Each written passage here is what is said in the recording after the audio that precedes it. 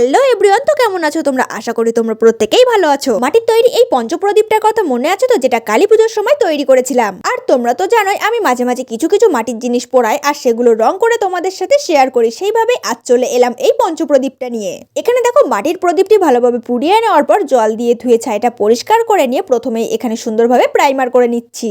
বেশ কিছু জিনিস ঘরে জমা হয়ে গেছিল, যেগুলো ভেবেছিলাম পুড়িয়ে রং করব, তার মধ্যেই ছিল এই প্রদীপটি। আর তোমরা যারা আমার লং ভিডিওগুলো দেখে থাকো তারাও তো জানোই কিছুদিন আগে মাটির তৈরি সব জিনিসগুলো ঘর থেকে বের করেছি, তারপর থেকেই একে একে রং করার কাজটাও শুরু করেছি। এখানে দেখো প্রাইমারটা শুকিয়ে যাওয়ার পর সম্পূর্ণ প্রদীপটিতে লাল রং করেছি, তবে প্রদীপের ভেতর দিকটা কমলা রং করছি। রিসেন্টলি তোমরা অনেকেই বলেছো দিদিভাই তুমি কি মাটি দিয়ে কাজ করো, প্লিজ মাটি তৈরির একটা ভিডিও দাও, কারণ তোমার মাটিটা এত সুন্দর, আমার মাটিটা তো এত সুন্দর নয়। সে যাই হোক, আমার ইউটিউব চ্যানেলে কিন্তু একটা লং ভিডিও রয়েছে যেখানে আমি এই জিনিসগুলো তৈরির জন্য মাটিটা কিভাবে তৈরি করি সেটা সম্পূর্ণ পদ্ধতি দেখিয়েছি। এছাড়াও 2-3টে শর্ট ভিডিও শেয়ার করেছি, তবে শর্ট ভিডিওগুলো খুঁজতে যেহেতু বেশি টাইম লাগে তাই তোমাদের সাজেস্ট করব লং ভিডিওটাই দেখে নিও। পঞ্চপ্রদীপের স্ট্যান্ডটিতে সাদা রং দিয়ে পদ্ম ফুলের ওপর একটু কলকা করে নিয়েছি, তারপর হাইলাইট করার জন্য হলুদ এবং গোলাপি রং ব্যবহার করছি। সাথেই এখানে যে 5টি প্রদীপ রয়েছে সেগুলো হাইলাইট করার জন্য সাদা রং দিয়ে হালকা ডট ডট মতো এঁকে নিয়েছি। এবার তোমরা বলো পঞ্চপ্রদীপটি সুন্দর দেখানোর জন্য আমার এই সামান্য চেষ্টার পর প্রদীপটি কেমন লাগছে।